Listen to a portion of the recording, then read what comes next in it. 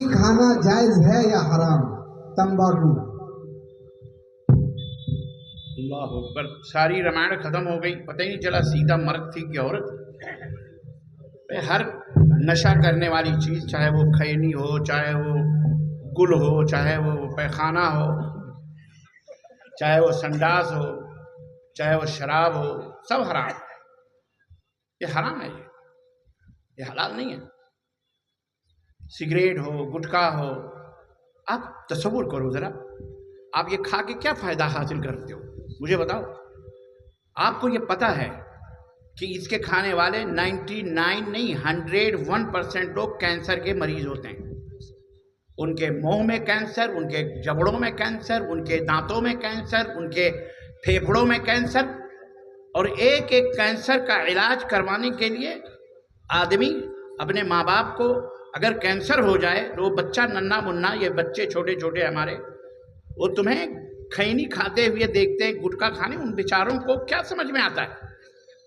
उन्हें पता है ये मेरा बाप सिगरेट पीता, कैंसर का मरीज, बुढ़ापे में खाए खाए करके मरने वाला है। अब बताओ, जब वो बच्चा जानता है कि तंबाकू खाने से कैंसर पैदा होता है, अब्बा फिर भी तंबाकू खा रहे हैं, अब वो बेचारा 100 रुपये, 200, 500, 1000 कमाने वाला, तुम्हारा इलाज बड़े से बड़े जहां 2 लाख 10 लाख रुपया कैंसर के इलाज में लगता है, वो भी आदमी बच नहीं सकता, वो कैसे खर्च करेगा?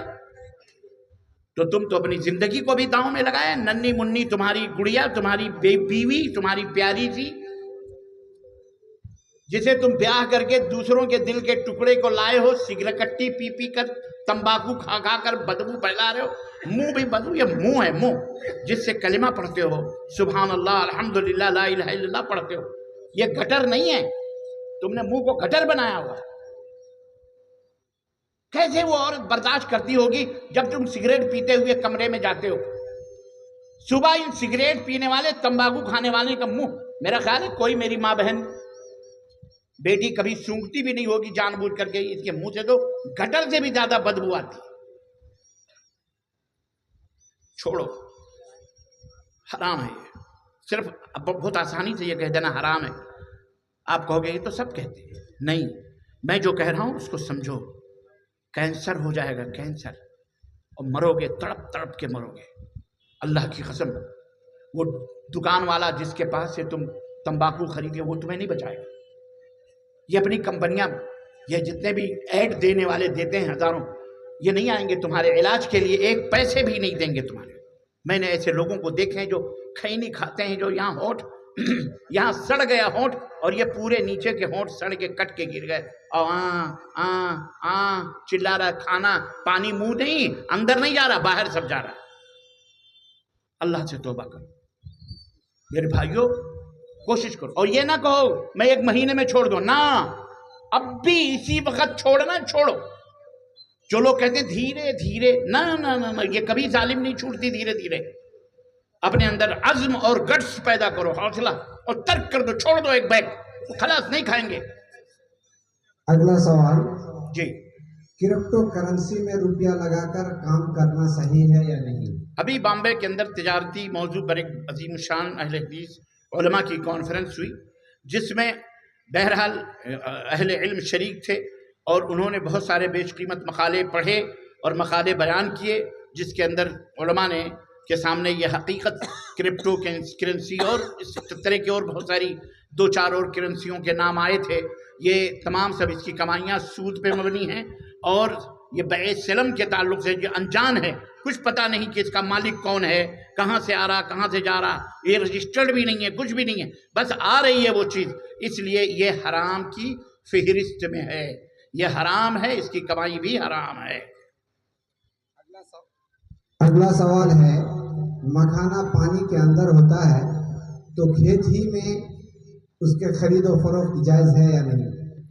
ये मसला आप डॉक्टर, हमारे इंतहाई मुअक्कर और क्या कहते हैं, अजीम स्कॉलर डॉक्टर इब्राहिम साहब मदनी हफिज़हुल्लाह, जो आपके इसी बिहार के हैं, पूर्णिया डिस्ट्रिक्ट के हैं, बगल में हैं, उन्हीं के यहाँ था मैं, और अभी आज ही वहाँ से आया हूँ मैं, तो आप उनसे सवाल पूछे اور یا آپ کے یہ کٹیہار ہے، یہ کٹیہار کے جو علماء اور مشائخ ہیں آپ ان سے پوچھیں، وہ آپ کو بتائیں گے یہ حقیقت، کیونکہ یہ ایک نئی چیز ہے جس کی حقیقت مجھے نہیں معلوم ہے۔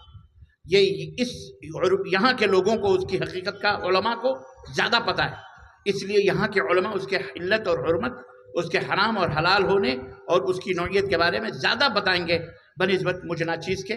مجھے اس کا علم نہیں ہے، اس لیے میں اس بارے میں زبان نہیں کھول سکتا۔ جزاک اللہ خیر۔ جی، شیخ نے جو کہا مطلب یہ ہے کہ شیخ جہاں سے تعلق رکھتے ہیں وہاں مکھانا نہیں ہوتا ہے، تو مکھانا کیسے ہوتا ہے، کیا ہوتا ہے، شیخ اس چیز کو جانتے ہی نہیں ہیں، اس لیے شیخ لب کشائی نہیں کرنا چاہتے ہیں، نہیں بولنا چاہتے ہیں۔ جہاں تک میرے علم میں ہے یہ بے غرر میں سے ہے، میں سامعین کے بتانے کے لیے کہ یہ دھوکہ کی بے ہے۔ مسلم شریف میں نے ایک باب پڑھا ہے بیع الغرر، اس میں جو احادیث لائے گئے ہیں کہ وہ خرید و فروخت جس میں دھوکہ ہے، جس میں دھوکہ ہے کہ اس میں کتنے ہیں، مان لیجئے کہ کیا بول رہے ہیں دھان کی یا کوئی فصل کی گیٹری ہے، کتنے ہیں نہیں ہے پتہ نہیں ہے، اندازے میں خرید رہے ہیں، خریدنے والے کو بھی اندازہ ہے کہ شاید مجھے گھاٹا لگ جائے اور اس میں وزن جس حساب سے خرید رہا ہوں وزن کم ہو جائے، بیچنے والے کو بھی ڈر ہے کہ پتہ نہیں میں بیچ رہا ہوں 5 کلو کہہ کے نکل جائے گا 10 کلو، تو یہ بھائی جائز نہیں ہے۔ اسی طرح پانی کے اندر جو فصل ہے ابھی ہم دیکھ بھی نہیں پائیں گے کہ کتنا ہے نہیں ہے، اور ہم اندازے میں بیع کر رہے ہیں، یہ بیع کے غرر میں سے ہے۔ اس حساب سے حدیث کے اس باب کے حساب سے یہ بیع غرر میں ہے، یہ بیع ہمارے خیال سے جائز نہیں ہے۔ واللہ اعلم بالصواب۔ اگلا ایک سوال ہے کہ بغیر مہر کے بیوی سے ملاقات کرنا کیسا ہے؟ مہر یہ واجب اور فرض ہے، اور نکاح کے منعقد ہونے کی 4 شرطوں میں سے ایک شرط ہے، یعنی اسلام کے اندر نکاح اس وقت مکمل ہو جاتا ہے جب اس کے اندر 4 شرطیں پائی جائیں۔ نمبر 1 ایجاب و قبول، یعنی لڑکے کا قبول اور لڑکی کا جواب دینا کہ ہاں مجھے قبول ہے۔ ایجاب اور قبول، لڑکی کا جواب دینا اور لڑکے کا قبول کرنا، ایجاب دونوں کی رضامندی۔ اگر دونوں میں سے کوئی ایک رضامندی راضی نہیں ہے لیکن 3 لوگ راضی ہیں تب یہ نکاح ہو سکتا نہیں ہو سکتا، یہ نکاح نہیں ہو سکتا۔ اگر لڑکی کہہ رہی ہے مجھے نہیں کرنا ہے تو کوئی بھی کھڑا ہو جائے، دادا بھی کھڑا ہو جائے، پھر بھی وہ نکاح نہیں ہو سکتا۔ تو ایجاب و قبول دونوں کی رضامندی نمبر 1 اسلام کے اندر ضروری ہے۔ اسی طرح وہ لڑکیاں جو بھاگ کر جا کر کے نکاح کرواتی ہیں، رضا ہیں دونوں لڑکے لڑکی لیکن کورٹ میرج، لیکن باپ جو ولی ہے، بھائی جو ولی ہے، ذمہ دار ہے، ان کی اجازت نہیں ہے، تو ایسا نکاح بھی باطل ہے۔ بغیر سرپرست کی اجازت کے، دادا نہیں چاہتا، باپ نہیں چاہتا، بھائی نہیں چاہتا، جو ذمہ داران ہیں وہ نہیں چاہتے، وہ لڑکی اپنے لور کے ساتھ بھاگ گئی، کورٹ میرج کر لیا، یا کسی بھی مسجد میں جا کر بھی کر لگا لے، کسی امام کسی مولوی، پھر بھی وہ حرام ہے، وہ زنا ہے۔ وہ نکاح جب تک باپ ماں راضی ہے تو بھی نکاح نہیں ہوگا۔ کیوں؟ اس لیے کہ ماں ولیہ نہیں ہو سکتی، سرپرست نہیں بن سکتی۔ ٹھیک ہے اس نے پالا پودا، اس کا حق ہے، لیکن وہ شادی نہیں کرا سکتی۔ شادی باپ کرائے گا یا بیٹا کروائے گا، یعنی بھائی، اور یا دادا یا چاچا، اور اس طرح سے آگے پیچھے ذمہ داران کی بات آئے گی، جب وہ نہ رہیں تو کیا ہوگا، وہ نہ رہیں گے، وہ نہ رہیں تو اگر اس طرح سے 4 شرطیں پائی جائیں گی۔ نمبر 1 ایجاب و قبول میاں لڑکی اور لڑکے کی، نمبر 2 ولی یعنی سرپرست کی اجازت، نمبر 3 2 گواہ عدل والے گواہ، اور نمبر 4 مہر موجود ہو، چاہے وہ لوہے کی انگوٹھی ہی کیوں نہ ہو۔ اور مہر کو 2 شکلیں، مہر تو اسی شکل میں دے دینی چاہیے فوراً، جو بھی مہر مقرر ہو، 10,000 2 لاکھ 5 لاکھ 50 لاکھ 1 کروڑ 10 کروڑ، جیسی کی ہستی ہے، حیثیت ہے، اس حیثیت سے آپ دے دیں تو پھر قبول ہے، تو پھر ٹھیک ہے۔ اگر نہ بھی دیا، اس نے کہا مہر مؤجل، تاخیر سے، ہم کچھ دن کے بعد دے دیں گے، کھیت ہے غلہ بیچیں گے جب دیں گے، یا بزنس آئے گا تب دیں گے، یا ہماری سیلری آنے والی ہے تب دیں گے، اس طرح سے تو کوئی حرج اس کے اندر نہیں ہے۔ لیکن اگر اس نے اس نیت سے کہ اسے مہر وہر نہیں دینا، الو بنا کے رکھنا ہے اور اسے ہی اس کے ساتھ ہم بستر ہونا ہے، تو کل قیامت کے دن اگر وہ بغیر مہر کے مر گیا کوئی شوہر، تو کل قیامت کے دن اللہ کے نبی فرماتے ہیں وہ زنات یعنی زانیوں کی فہرست میں کھڑا کیا جائے گا، زانیوں کی لسٹ میں ہوگا، زانیوں کی فہرست میں، اور زانیوں کی صفوں میں اس مرد کو کھڑا کیا جائے گا۔ اور ہمارے بہت سارے یہ للو بچے جو ہے نا، اللہ تعالیٰ ہدایت دے، یہ مہر معاف کرواتے ہیں. ابے فقیر ہو تو شادی کیوں کرتے ہو؟ روزہ رکھو. مہر مرد ہو تو پہلے مہر کا انتظام کرو اور ڈٹ کے شادی سے پہلے بولو میں اتنا مہر دوں گا، 5,000 10,000 5 لاکھ 10 لاکھ میرے پاس اتنا ہے، اپنی بیٹی شادی کرنی ہے تو کرو. لڑکی ڈھونڈو پھر تو مہر دو اس کو. اگر مہر نہیں دیا ہے تو اب آج رات جا کر کے دے دینا. ہاں معاف نہیں کروانا. مرد ہو تو معاف کیوں کروانا؟ مجبور بچی بیاہ کے آئی ہے دلہن بن کے، بیگم مہر معاف کر دو تب میں چارپائی چھوؤں گا ورنہ نہیں چھوؤں گا. ابے زبردستی کروائی. یعنی ڈیرنگ دیکھو اس منحوس کی، اتنا بڑا بے غیرت. اب بیچاری دلہن بن کے بیٹھی ہے، کیسے تم کو منع کر دی گی؟ کہہ دی کہ چلو ٹھیک ہے معاف کر دیا. اعوذ باللہ استغفر اللہ. اس لیے آپ ہی معافی کچھ نہیں دینا. اور میری ماں بہنوں معافی وفی نہیں دینا ہونا. بولو لاؤ کیش لاؤ، تم بڑے مرد بنے پھرتے ہو. شیخ ہمارے یہاں مہر کی ایک شکل اور آئی ہے ابھی. لڑکی والوں سے 2 لاکھ 3 لاکھ روپے بطور تلک لے لیتے ہیں. پہلے ہی ڈیمانڈ کر کے کہ 2 لاکھ لیں گے 3 لاکھ لیں گے. یہ 2 لاکھ 3 لاکھ روپے ڈیمانڈ کر کے لے لیتے ہیں اور 5,000 روپے صرف نقد مہر کے نام پہ دیتے ہیں. کیا اس کی شادی منعقد ہوتی ہے؟ واللہ یہ تو بہت بڑی ہوشیاری ہے یار. آپ لوگ بڑے ہوشیار ہو، اتنے بڑے چالاک ہو. تف ہے تمہاری مردانگی پر اور افسوس ہے. ایک بکری کا بچہ پالتے ہو، اگر قصائی اسے آگے مانگتا ہے نا کہ دے دو، پیسے ہی دے، کلیجہ منہ کو آتا ہے. کیونکہ 6 مہینے 8 مہینے تم نے اس بکرے کو پالا ہے.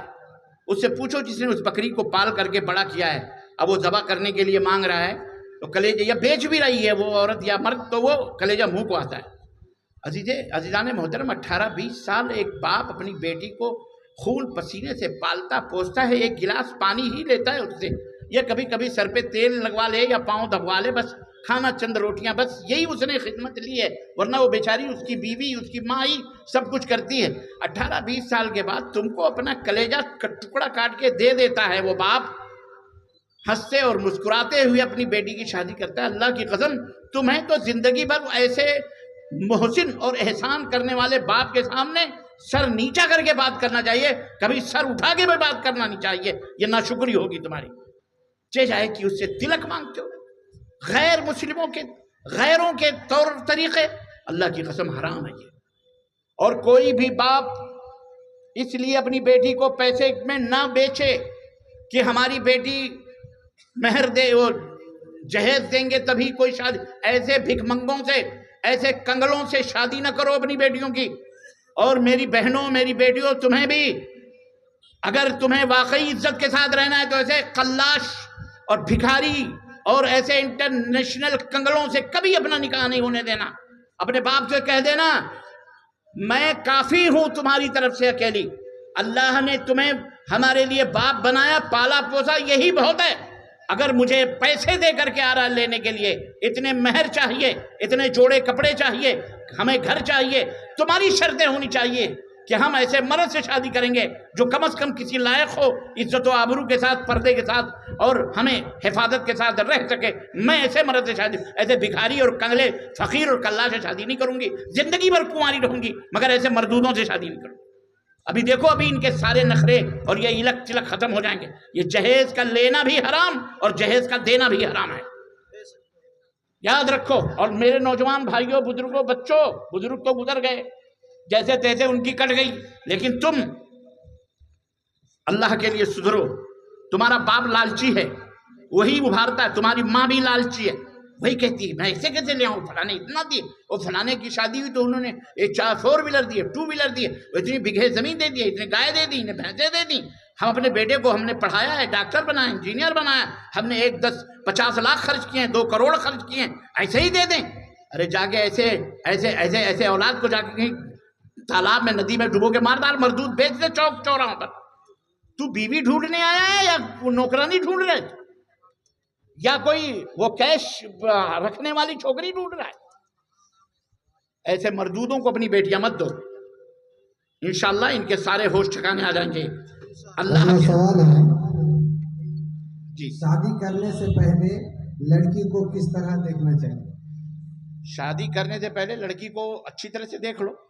मतलब अच्छी तरह से देखने का मतलब यह है कि बगैर मेकअप वेकअप के लड़की को दिखा दो, चाय की शक्ल में, जूस की शक्ल में, जो भी आती हैं।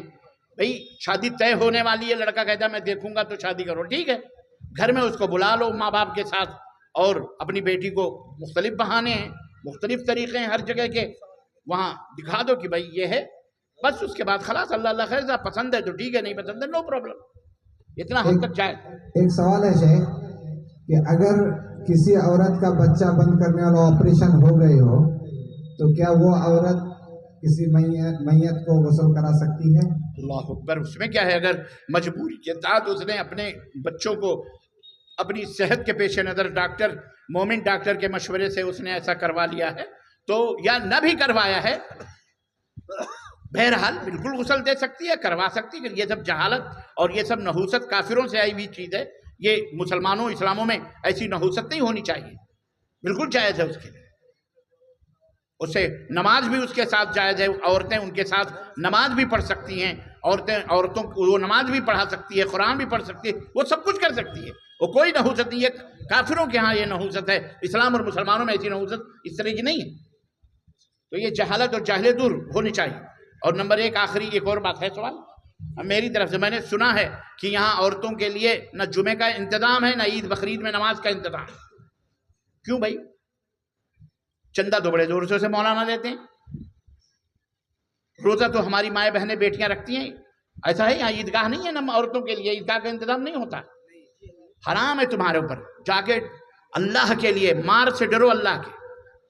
मदीना छोटी सी बस्ती, चंद मुसलमान, अल्लाह के नबी ने औरतों के लिए बाकायदे इंतजाम किया। जैसे आपने ये शामियाने का इंतजाम किया, कनात का इंतजाम करो, जहां आप नमाज पढ़ते हो वहां पीछे वहां औरतें पढ़ लेंगी नमाज, इसलिए अपनी अपनी औरतों को ईद बकरीद को नमाज के लिए ईदगाह ले जाया करो।